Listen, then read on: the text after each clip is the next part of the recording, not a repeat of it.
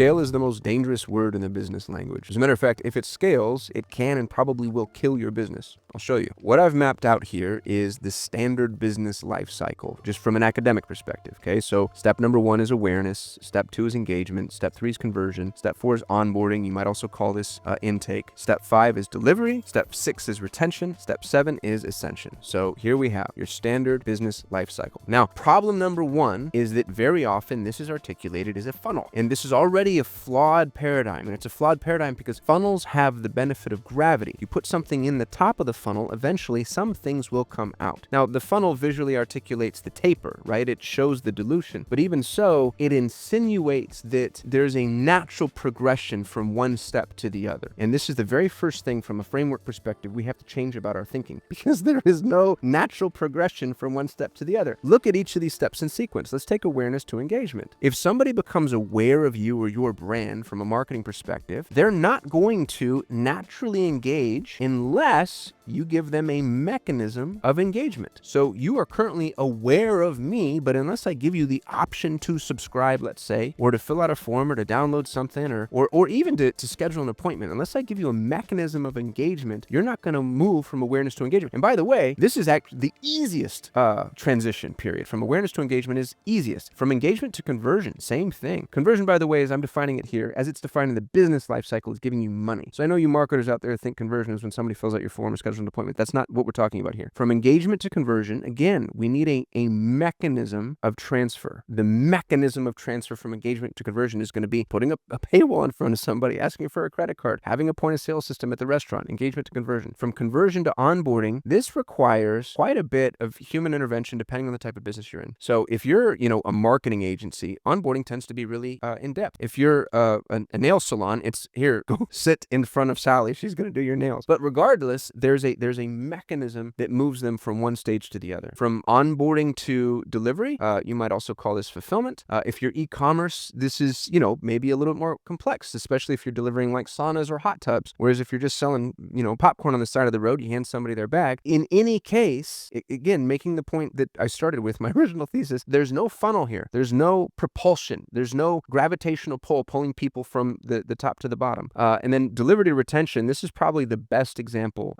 in the entire, let's say, life cycle, what other people like to call funnel, because from delivery to retention, this has to have a massive amount of intention and process built into it. And then, retention and ascension, most businesses, to be frank, don't even have this 7th step. They talk about it to no end, but they don't implement it. Now, here's what's really interesting is if you look at all 7 of these steps, each one of them requires one of 3 things in order to move from one to the other. You only have 3 mechanisms to move people from one step into the life cycle to another step in the life cycle. Mechanism number 1, and this is the mechanism most people use, is people. It's Jerry. Hey, Jerry, stand by the door, and when somebody walks in, take them to their seat. And Jerry can be digital too. It could be, take these emails and respond to them. But number 1 is people. Well, a step up from people, processes. Now, processes, generally speaking, require people, but it makes the person far more efficient. It means Jerry can kind of be a dummy and still figure out how to do his job. People, processes, and then number 3 is program, software, right? Applications that begin to do. It's like take your ticket at the MVD and then the thing's going to tell you where to go. And now we don't have to have a Jerry anymore. People, processes, programs. More often than not, it's a combination of all 3. Regardless, there's nothing propelling people forward. That's actually the point of your business. The point of your business is to, once you have established your business life cycle, whatever each stage is, and some stages are more important to certain businesses than others, you then need mechanisms of transfer. And those mechanisms of transfer, that ends up being your real business. Here's the funny thing about it. Your business is not articulated in this graphic. Your business is everything that happens in between, right? So the graphic is an articulation of the customer's experience with you. Your business, here's your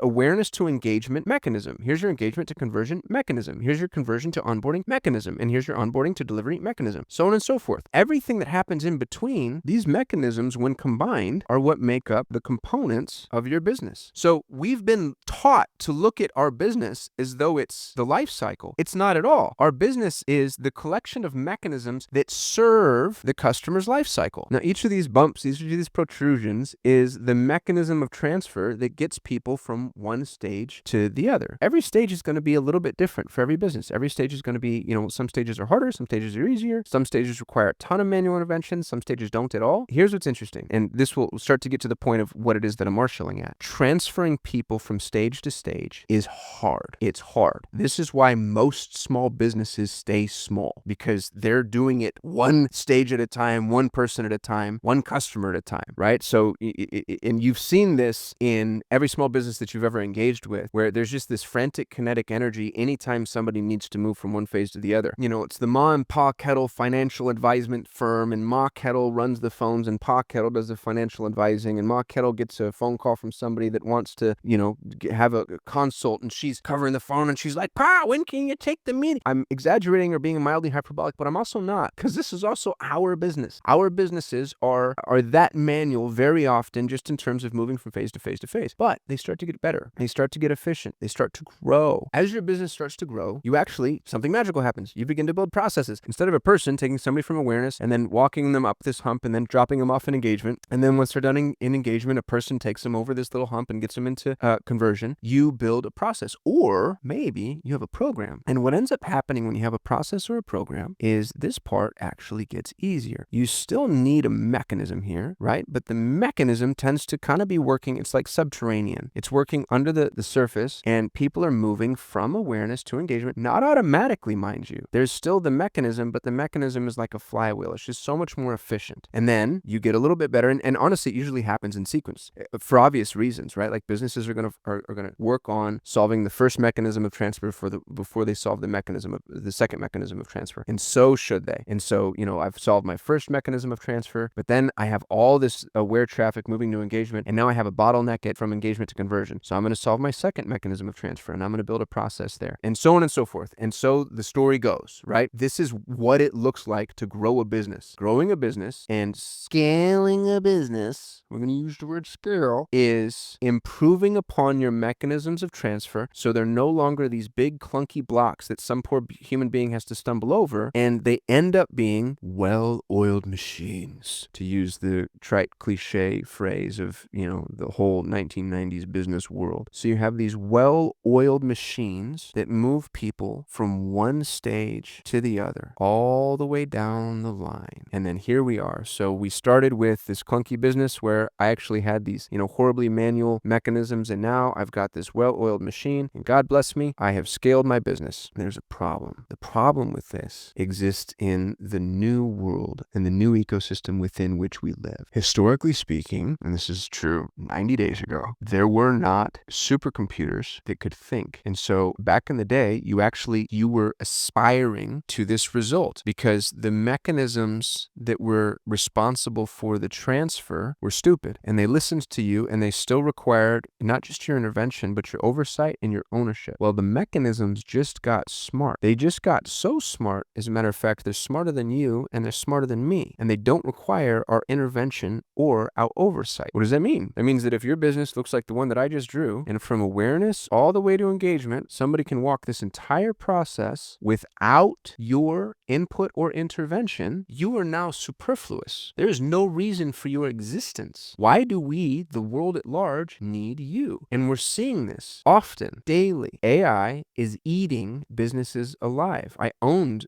a business. I built the number one ranked Google Ads agency in the whole wide world, and we were amazing. And I will tell you, interestingly, that let's look at Google Ads agency just because I know that business so well. So from awareness to engagement to conversion is 100% automated. And we know that because people sign up for Google all by themselves. They don't need somebody to sit there next to them holding their hand saying, here's where you need to put your credit card. Onboarding, from conversion to onboarding, was an iron curtain for most people. It was an unbelievable process. It was massively difficult. You had to have conversion tracking installed at multiple places across your website. And the more in-depth your tech stack was, the harder it was. And you had to use multiple pieces of software. We had to track in Google Ads and Google Analytics and the third-party attribution software and your CRM and whatever reporting tool you were using. And we had to make sure the data transferred all the way, and we had to make sure it all landed in your CRM so you're doing first-party data capture, et cetera, et cetera, et cetera, et cetera. So it was this huge intervening process. It was the least scalable part of my business. It's also why everybody signed up at Solutions 8. But guess what's happened? It's now easy breezy lemon squeezy. There's not a CMS on the planet that doesn't have single click integration with Google Ads. I'm not saying that's good, by the way, because it means Google gets to lie to you more easily, but it's easier. So from conversion to onboarding, there was this huge non-scalable transfer, and now it's scaled. And then from onboarding to delivery, it's all single click in app. And there's software applications. My friend Fred Vallis owns one that just run your Google ad campaign without you needing to look at anything based off of your goals. So again, this used to be a great big mountain that people had to climb because you had to look at your search terms and your negative search terms and your competitors and your auction insights. Well, guess what? AI is doing it.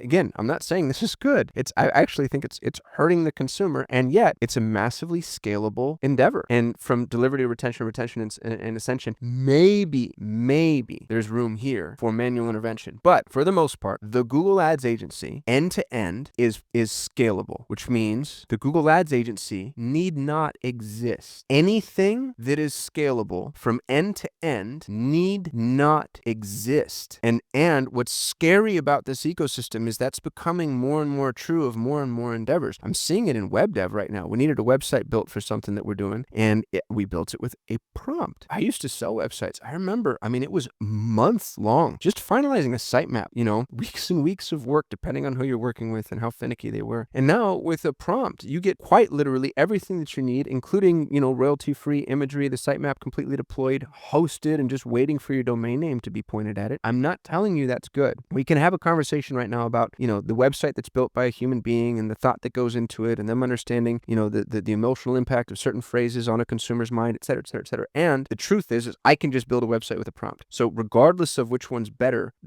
this being so scalable puts all website developers at a massive disadvantage. They're on the defense. They have to go prove why we need them. And you know what that means? They need to find the stages where there's still non-scalable mechanisms of transfer. And for web dev, the very first thing that occurs to me, because we're doing this right now, is the content. Yeah, the content's massively scalable, and I don't like the scaled content. So that's what we're going to start to see. We're going to start to see within the scalable mechanisms, where do people still not like that which is scaling? Where is the manual intervention necessary? Ready for this? What does not scale? In the entrepreneurial world that exists today, the opportunity is not that which scales. That's actually forced obsolescence. That's the graveyard. You want scale, you're racing into a graveyard. The opportunity now is finding what AI can't do. As a matter of fact, we could look at this as building a whole new business around the AI firewalls. Let's say that there's a conversion to onboarding difficulty in a certain industry due to legislation, right? Like you have to be HIPAA compliant and everything has to be reviewed and oversighted. And regardless of how good the computer is, a real live human being has to sign off on this process. This just became a business. The business enables the AI enables the business, but all the money is made right here, right? And then you have your humans here and you have your AI here. But the real opportunity is in identifying what AI cannot do, what the machine can't do. The opportunity is looking for the non-scalable facets of your business. So stop trying to scale, at least in the traditional fashions. I'm not telling you to stop trying to grow, obviously. As a matter of fact, it's more important now than ever because we're going to need more customers, more frequency, more quantity in order to make up for the lost margin that scale is eating alive. But if you're really looking for the next big thing in the entrepreneurial world, go through your business and look at the friction points. Look at the things that don't work. And incidentally, if your business looks like this, if your business looks like the completely scaled, easy computer pass-through, the next thing to do if you're looking for other opportunities is start trying to identify where your customer is attempting to inject other processes or businesses and where you might be able to participate in that. So for example, as a Google Ads agency, my customer was always worried about their CRM, right? Which happened about right here. During the onboarding phase, they're worried about integrating with their CRM. And maybe the CRM integration is actually already scaled. But using that data, interpreting that data, choosing where that data goes, trying to figure out how to push it into other applications, that's actually not scalable just yet. And so you can start to expand your business into the borderlands of where you used to not go. So said this in prior videos, start thinking about who, not what. Borrowing from Dan Sullivan's Who, Not How. Instead of thinking about what you do, because what you do is being eaten alive, start thinking about who you serve. And when you're thinking about who you serve, you begin to see what else they need. So, I owned a Google Ads agency that had 200 clients. And if I hadn't sold 9 months later, I would have been left holding the bag. So luckiest guy in the whole wide world. And the thing that I think I would have done, or what I'd be advising myself to do right now is, well, what else do these customers need? And I can tell you, all my lead generation clients had a horrible time picking up the phone. They were terrible at it. They're spending hundreds of dollars per lead, and they're still not answering the phone when people are calling, or when they answer the phone, they do so poorly. So now it's like, well, gosh, how do we assist in that? And maybe that's, sentiment analysis and call recording. Maybe that's opening a call center. You know what I mean? Like, that feels non-scalable at the moment. Begin seeing where else your customer is bringing in other mechanisms of transfer and attempt to participate in those. And that to me feels like the new opportunity. So I feel like I've belabored this a little bit, but I'm hoping I got the point across. I'd love to know if you disagree with me. I would ask for thoughtful disagreements. Like, if you're going to hit me in the comment section, I don't, I know there are a lot of people that rail against this, but to be honest with you, the people that I see railing the hardest are the people that are most at risk, and they're just afraid. So the disagreements, I think, need to come with some context. Kasim, I disagree with you because, and then insert your opinion here. I hope this was helpful. I'll see you in the next one.